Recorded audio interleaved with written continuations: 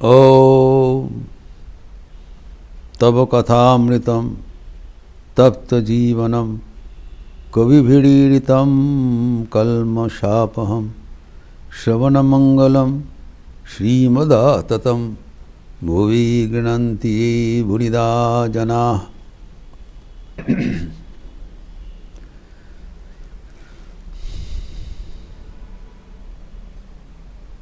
भगवान श्री रामकृष्ण की उपस्थिति में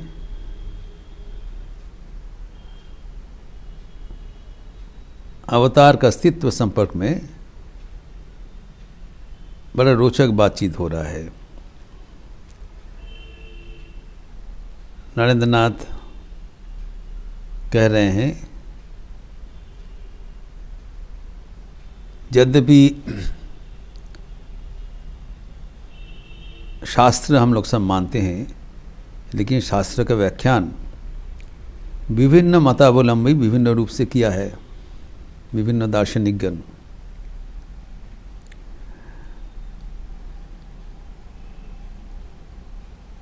कोई वेद को मानते हैं,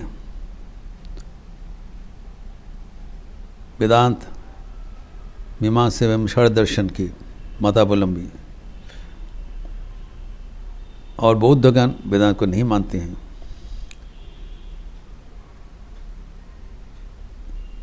वेद को नहीं मानते हैं। तो अभी ये कहा गया है, यद्यपि इन लोग के भीतर परस्पर विरोधी मतवाद है। जैसे वेदांत कहते हैं कि परमात्मा एक है, अद्वैतवाद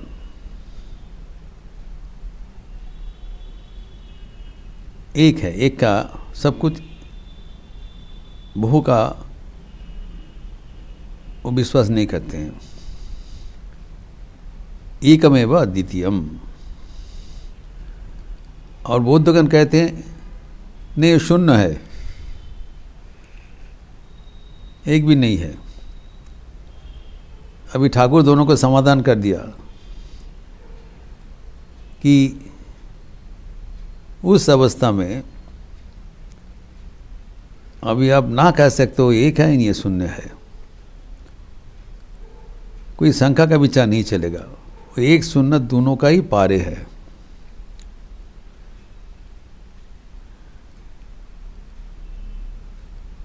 अभी ठाकुर का विचित्र समाधान, जब एक या शून्य कुछ नहीं बोल पाते हो, अस्ति और नास्ति दोनों के पारे है, तब अस्ति की लौ ना कहनो, why not to accept the existence of God? तो नास्तिकवादी होने की क्या जरूरत है? ठाकुर ये बताएंगे। अवतार के संपर्क में भी ठाकुर के मतवाद है, जो हम चर्चा करेंगे अभी। लेकिन कोई भी मतवाद हो, सब एक विषय पे सबका सहमति है, सब मानते हैं। वो क्या है? दुख का अस्तित्व। ईश्वर है कि नहीं, वो गैर बात है। तो सब मानते हैं, क्योंकि ये प्रत्यक्ष है। Everybody is experiencing pain and suffering in this world. इसको कोई तो अस्वीकार नहीं कर सकते हैं। और ये दुख निवृत्ति का उपाय, अन्वेषण, यही सबका विचार्य है।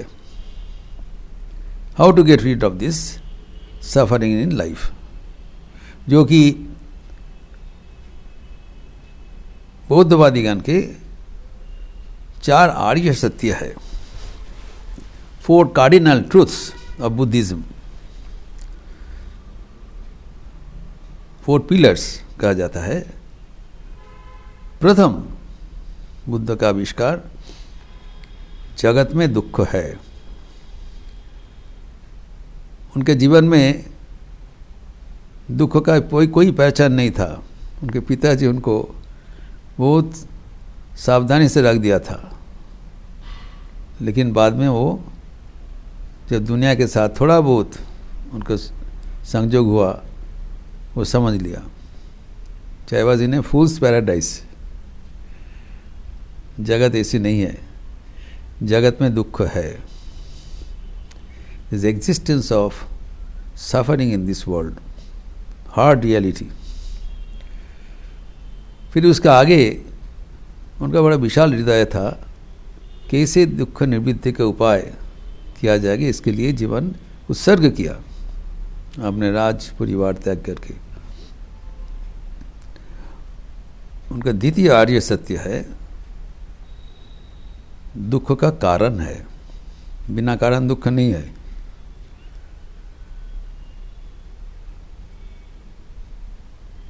तृतीय है, दुख को निवृत्ति किया जा सकता है, दुख कैन बी एलिमिनेटेड, दुख निवृत्ति का उपाय है।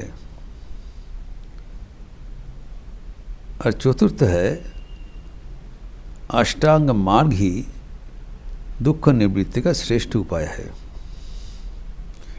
दुख है, ये तो सबका अनुभूति के भीतर है। फिर दुख का कारण क्या बताया? तन्हा, तृष्णा। तृष्णा न जीर्णा वयमेव जीर्णा। हम लोग खत्म हो जाते हैं, लेकिन तृष्णा शेष नहीं होता है। ये सब मानते हैं।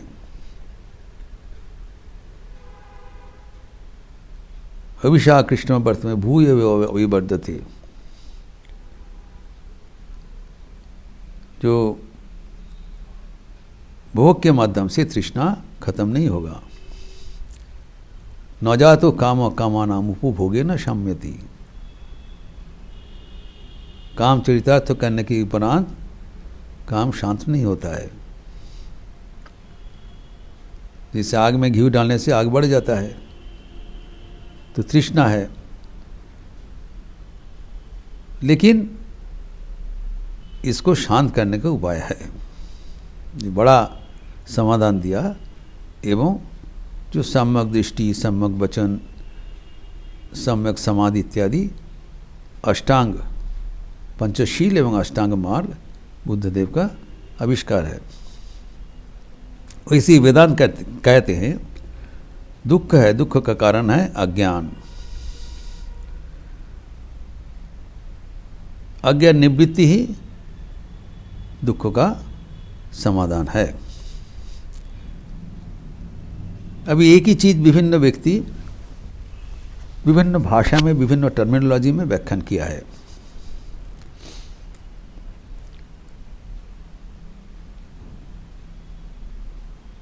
तो नरेंद्रनाथ कहते हैं यहाँ पर, ये प्रसंग आगे बढ़ाते हुए,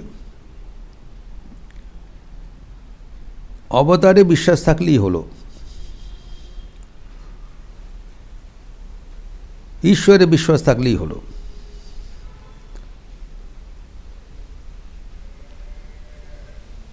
ईश्वर मानना ही ठीक है, अवतार का बात नहीं, वो अवतार नहीं मानते हैं।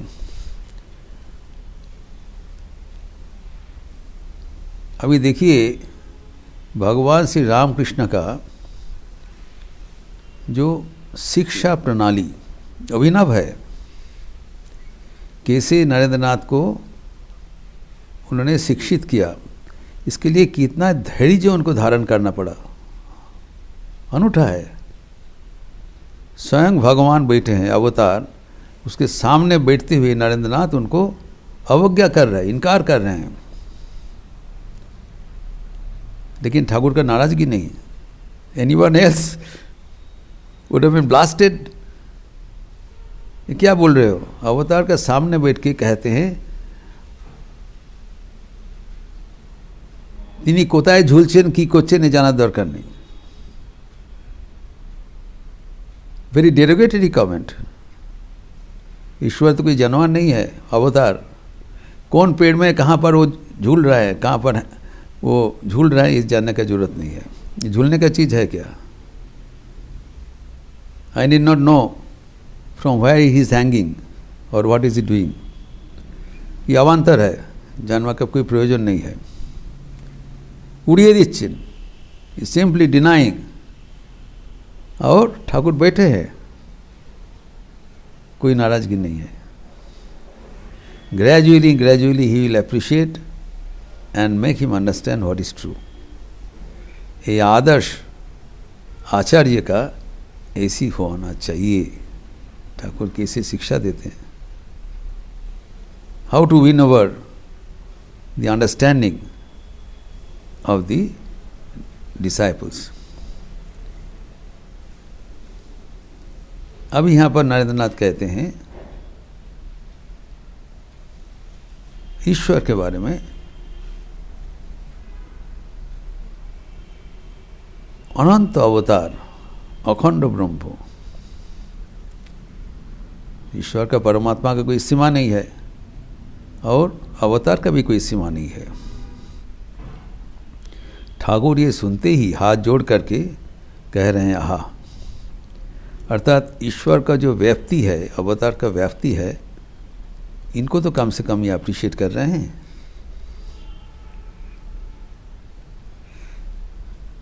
लेकिन ये बात सही है कि ऐसे अखंड ब्रह्म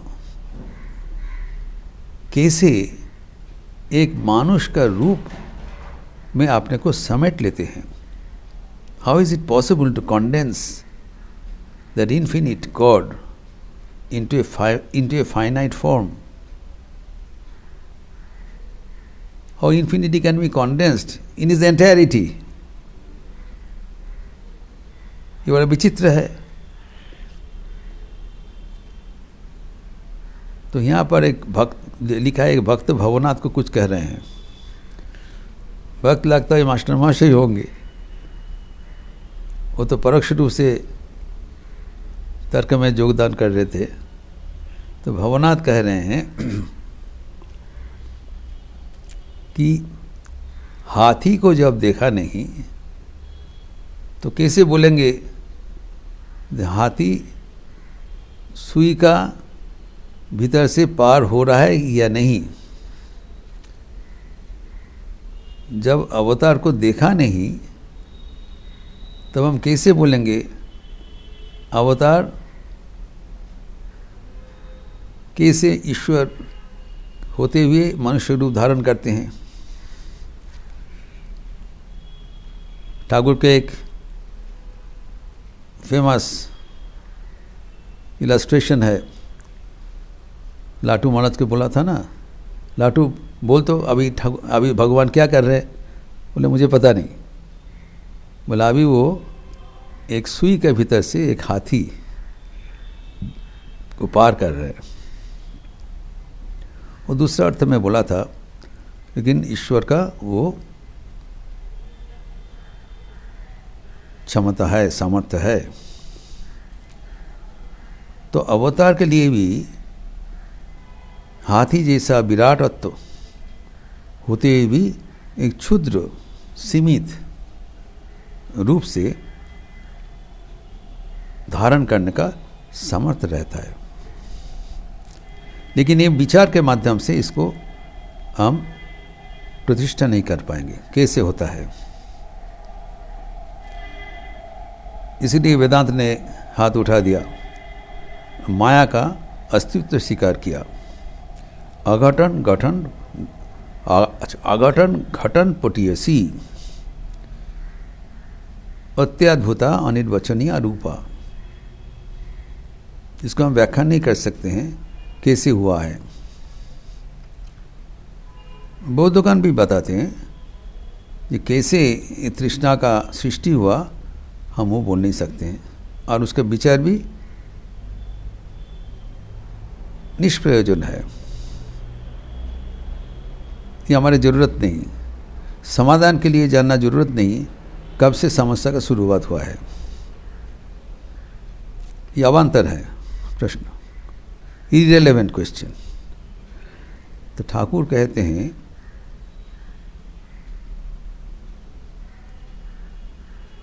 तिन्नी भेल की लगी देन। ठाकुर की बात है जी कैसे होता है, जैसे कि बाजीगर है वो भेल के लगा देते हैं, मैजिक कर लेते हैं।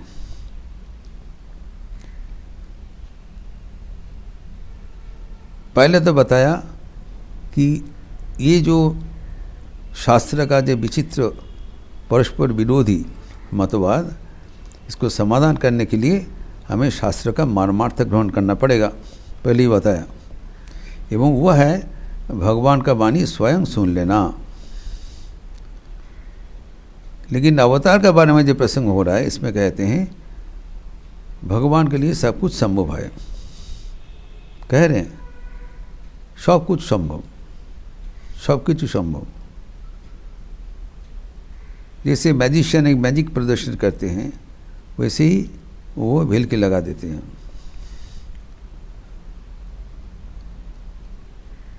तो उसके बारे में कैसे होता है ये चिंतन अनावश्यक है, लेकिन होता है। अभी यहाँ पर जैसे कहा गया है, आप अवतार को मान सकते भी हो, नहीं भी मान सकते हो, विश्वास भी कर सकते हो, अविश्वास भी कर सकते हो। कोई कोई अवतार का अस्तित्व हम विश्वासी नहीं है और कोई कोई विश्वास करते हैं। तो उपनिषद में कहा गया है, ये संदेह जो हमारा भीतर है वो जब तक ईश्वर के साथ साक्षात अनुभूति नहीं हो रहा है, प्रत्यक्ष नहीं हो रहा है, तब तक नहीं जाएगा। मुंडक उपनिषद में 2-8 कहा गया है, भिद्यते हृदय ग्रंथि छिद्यन्ते सर्व संशयाः क्षीयन्ते चास्य कर्माणि तस्मिन् दृष्टे परावरे। पर एवं अवर, श्रेष्ठ व निकृष्ट को दर्शन करने के बाद, श्रेष्ठ मतलब ईश्वर जो जगत का कारण, निकृष्ट है उसके कार्य, ये सब कुछ ईश्वर है। इनको दृष्टवा, दर्शन करने के उपरांत, प्रत्यक्ष करने के उपरांत होगा, उसके पहले नहीं। ठाकुर जी से कहा है डायरेक्टली तारकास्त्री सुनने वा। तो जब परावर का दृष्टा हो गया तब क्या होगा, तस्मिन् वो ब्रह्मन को जो परावर है उसको दृष्टा क्या होगा, भिद्यते हृदय ग्रंथि ही। हमारे जन्म जन्मांतर का जो आवागमन का जो ग्रंथि है, बंधन है, वो छिन्न हो जाता है। एवं छिन्दन्ते सर्व संशयाः, ये जितने भी संशय है, भगवान है या नहीं, कैसे हुआ है, अवतार का अस्तित्व है कि नहीं, सब कुछ समाधान हो जाएगा। Only after realisation of God, not before. एवं उनका जन्म मृत्यु का वो खत्म हो जाएगा, अनंत काल जो चल रहा है। कैसे, क्षीयन्ते चास्य कर्माणि, कर्मफल का अंत हो जाएगा। भगवान का स्पर्श से जो अनंत कर्म राशि का जो प्रारब्ध है वो खत्म हो जाएगा और वो बराबर के लिए मुक्त हो जाएगा। ये होगा ईश्वर के साक्षात अनुभूति के उपरांत।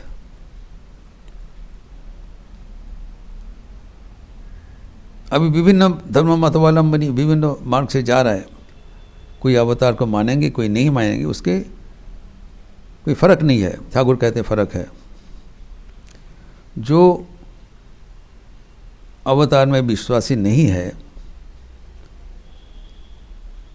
तो उनको वहाँ पर खत्म हो गया, नहीं है, ठीक है, इंतजार करना पड़ेगा जब उनका कर्म राशि शेष होगा। जो अवतार में विश्वासी है उसको क्या है, जब अवतार है उसको प्राप्त करने के लिए वो प्रयास करेगा, अवतार के चरण में कृपा भिक्षा करेगा, भक्ति प्रार्थना करेंगे एवं अवतार के सहारा से वो जीवन में भक्ति प्रार्थना करते हुए ईश्वर को प्रत्यक्ष करेंगे। तो जो विश्वास नहीं किया वहाँ पर रुक गया, जो विश्वास किया वो विश्वास के बल पर अपने आध्यात्मिक जीवन में आगे बढ़ा एवं आखिर में आध्यात्मिक जीवन में ईश्वर का अनुभूति लाभ किया। तो कौन अच्छा है? विश्वास ही श्रेष्ठ है। इसीलिए ठाकुर कहते हैं कि ईश्वर में विश्वास कर लेना ही ठीक है। एवं कैसे हुआ है वो विचार्य नहीं है, वो वेल कैसे होता है। लेकिन नरेंद्र नाथ ये विचार से वो ग्रहण करने के लिए तैयार नहीं है, उसके लिए कोई जाता आता नहीं। ठाकुर उसको भी स्वीकार कर लिया, समय पर ग्रहण करेंगे। But wait till a person becomes spiritually mature to accept this basic truth of God. ये प्रसंग और भी आगे विस्तार है जो कि हम अगले दिन देखेंगे। ओम शांति शांति शांति। हरि ओम तत्सत्। श्री राम कृष्णार्पणमस्तु।